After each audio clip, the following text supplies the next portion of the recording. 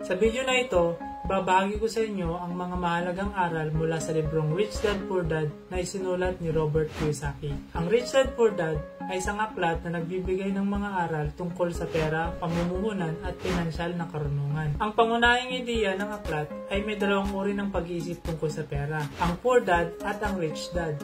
Si Poor Dad ay kumakatawan sa tradisyonal na pananaw.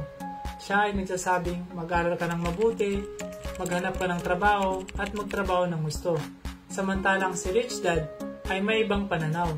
Sinasabi niya mag-aral ka ng mabuti, magnegosyo at pag-aralan kung paano magtrabaho ang pera para sa iyo. Narito ang ilang pangunahing aral mula sa Rich Dad Poor Dad. Lesson 1. Ang pagkakaiba ng assets at liabilities. Ang assets ay ang mga bagay na nagdadala ng pera papasok sa iyong bulsa, tulad ng mga negosyo, stocks at real estates. Ang liabilities naman ay ang mga bagay na nag-aalis ng pera mula sa iyong bulsa, tulad ng mga loan at credit card. Lesson 2. Ang kahalagahan ng financial literacy. Mahalaga na matutunan natin ang tungkol sa pera at kung paano ito gumagana.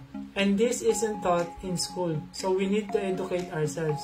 At ang malirekomenda ko sa inyo ay basahin din itong Rich Dad Poor Dad ni Robert Kiyosaki. Lesson 3. Work to learn, not just for money. Sa halip na magtrabaho para kumita lamang, magtrabaho para matutunan ang iba't ibang aspeto ng negosyo at pamumuhunan. Ang kaalaman ay nagbibigay ng higit na oportunidad kaysa sa isang mataas na sahod lamang. Sabi nga ng mga successful na negosyante, if you learn more, you will earn more.